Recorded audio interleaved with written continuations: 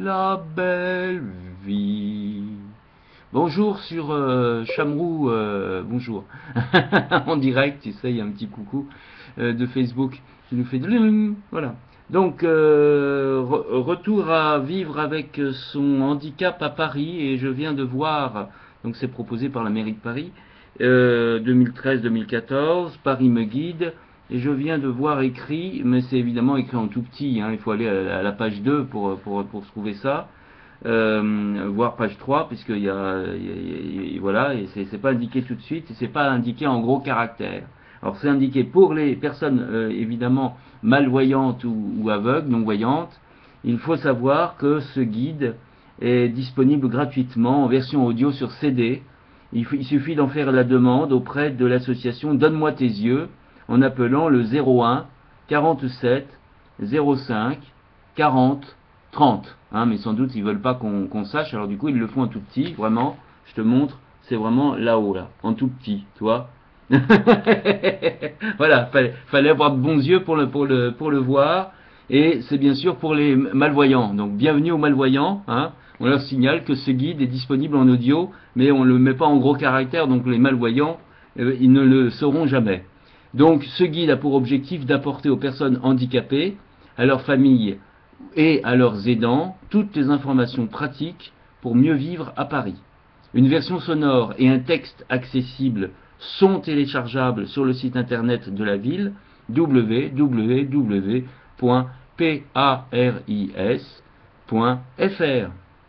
Hein, donc voilà, donc il y a deux versions possibles. Hein. Téléchargement, version Chamrou, mais Chamrou on ne le voit pas de toute manière, donc personne ne saura que ça existe. Et donc voilà, le saviez-vous, de nombreuses associations jouent un rôle essentiel dans la prise en charge du handicap. Leur action au plus près des personnes et de leurs familles est primordiale. Que dit la loi? Depuis la loi du 11 février 2005 pour l'égalité des droits et des chances, la participation et la citoyenneté des personnes handicapées constituent un handicap toute limitation d'activité ou restriction de participation à la vie en société subie dans son environnement par une personne en raison d'une altération substantielle, durable ou définitive, d'une ou plusieurs fonctions physiques, sensorielles, mentales, cognitives ou psychiques, d'un polyhandicap ou d'un trouble de santé invalidant. En plus de cette définition légale, la loi établit ou rappelle des droits et des dispositifs spécifiques aux personnes en situation de handicap, permettant d'établir un projet de vie, compensation financière, technique, accessibilité, scolarité, emploi, pour simplifier leur vie et les démarches à accomplir, y compris par leur entourage. Le législateur a également créé les maisons départementales des personnes handicapées, MDPH. Ces guichets uniques exercent dans chaque département une mission d'accueil, d'information, d'accompagnement et d'évaluation des besoins des usagers. Leur rôle est central pour l'attribution des droits. Pourquoi un guide? Ce guide aborde tous les aspects de la vie quotidienne pour toutes les situations de handicap.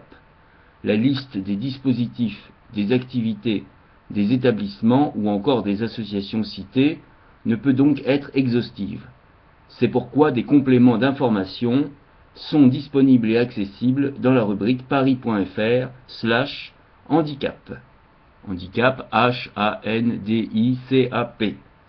Des renseignements pratiques sont regroupés à la fin de chaque grande partie ou figurent sur le site paris.fr. Dans ce dernier cas, une liste de mots-clés vous aidera à vous orienter.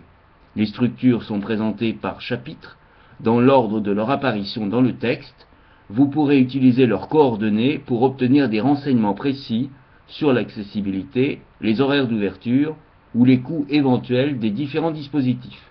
Handicap moteur, handicap visuel, handicap mental et psychique, handicap auditif, représenté évidemment par les différents logos. Ici donc handicap, handicap physique, ensuite handicap visuel, handicap mental, on va dire, pour résumer, et ici handicap surdité, auditif donc. Ces pictogrammes symbolisent les 4 grandes familles de handicap figurant figure à côté de certaines structures. Ils ne reflètent pas la totalité des situations existantes, mais indiquent des services qui concernent un type particulier de handicap. Donc voilà, là c'était la page 2 et page 3. Évidemment, on signale d'autres guides. Le guide Parents à Paris, le guide Solidarité à Paris, Bien vivre son âge à Paris, Se loger à Paris et travailler à Paris. Voilà, donc quelques autres guides qui seront éventuellement proposés par mes soins si j'ai accès à ces guides. Pour l'instant, j'ai pas eu accès.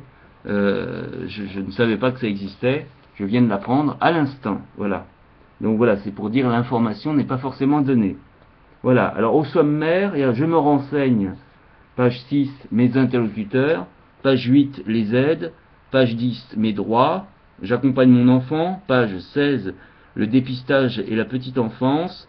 La scolarité, page 19. Les activités, page 22. J'organise mon quotidien. Le logement, page 28. Les aides à domicile, page 30. Les structures adaptées, page 32. Les déplacements, page 34. Je me soigne. Les soins, page 40. La prévention ou la grossesse, page 42. J'ai des loisirs, mon temps libre, page 48. Mes loisirs et vacances, page 52. Je veux travailler, les études, page 58. Le travail et la formation continue, page 60. J'aide une personne handicapée, vers qui se tourner, page 68. Voilà, ensuite nous passons à je me renseigne, mes interlocuteurs. La loi du 11 février 2005 a instauré la création d'un guichet unique, la MDPH, pour faciliter toutes les démarches liées aux diverses situations de handicap. Je rappelle, MDPH, Maison départementale des personnes handicapées. Parallèlement, d'autres organismes et associations interviennent. Le saviez-vous? La ville a mis en place un pôle citoyen sourd à la mairie du 9e arrondissement avec des permanences emploi et assurance maladie. Par ailleurs, une permanence d'aide aux démarches administratives des personnes sourdes, ADAPS ou ADAPS, est accessible à la mairie du 14e arrondissement. La maison départementale des personnes handicapées. La commission des droits et de l'autonomie des personnes handicapées, CDAPH, en dépend. C'est la seule instance en mesure de reconnaître la qualité de personne ou de travailleur handicapé et donc d'ouvrir les droits à compensation correspondants. Cet ensemble de prestations et d'aides sont définis dans le cadre du plan personnalisé de compensation, PPC. Il est élaboré en concertation avec les personnes concernées et peut comprendre un volet emploi ou, dans le cas des enfants, un projet personnalisé de scolarisation, PPS. Voir page 20. L'orientation vers un établissement spécialisé est aussi de la compétence de la CDAPH. Lecture page 7. La MDPH se charge de la mise en œuvre et du suivi des décisions de la CDAPH, assurant le lien avec l'ensemble des acteurs publics ainsi qu'avec les structures sanitaires et médico-sociales. C'est un lieu d'accueil et d'information à destination des personnes en situation de handicap et de leurs familles. Vous y trouverez l'écoute et l'accompagnement nécessaires à la définition d'un projet de vie et à la mobilisation des aides auxquelles vous avez droit. Les autres acteurs publics. Un grand nombre d'aides sont mises en place par la ville de Paris en faveur des personnes en situation de handicap, sous condition de ressources et de résidence dans la capitale. Pour en bénéficier, adressez-vous au Centre d'action sociale de la ville de Paris, CASVP, ou au service social départemental polyvalent, SSDP, de votre arrondissement. La caisse primaire d'assurance maladie, CPAM, et la caisse d'allocation familiale, CAF ou CAF, gèrent également des aides auxquelles vous pouvez avoir droit, voir page 9. Vous trouverez les informations nécessaires sur leur site internet. À partir de 60 ans, si vous êtes en perte d'autonomie, les centres locaux d'information et de coordination gérontologique, CLIC Paris Émeraude, sont les guichets pertinents pour vous conseiller sur vos droits et vous aider dans vos démarches. Les centres de ressources, tournés vers les personnes en situation de handicap et leur entourage, mais aussi vers les professionnels, ils informent et conseillent. Les centres de ressources proposent également des diagnostics et des évaluations, ainsi qu'un accompagnement vers une prise en charge adaptée. Ils peuvent vous mettre en relation avec des établissements spécialisés. Les associations. Leur rôle dans le domaine du handicap est primordial. Souvent à l'initiative de projets novateurs, elles favorisent la prise de conscience en faveur d'une meilleure inclusion des personnes dans tous les domaines de la vie. La ville soutient près de 350 associations qu'il n'est pas possible de toutes citer ici. On voit l'annuaire sur paris.fr qui permet d'obtenir plus d'informations et de prendre contact avec elles. Je veux en savoir plus, voir les adresses, pages 12 et 13. Voilà. Je fais 10 minutes par-ci, 10 minutes par-là. Donc là, c'était première partie de Vivre son handicap à Paris. Voilà. Proposé par la mairie de Paris. Et ici, version Cham.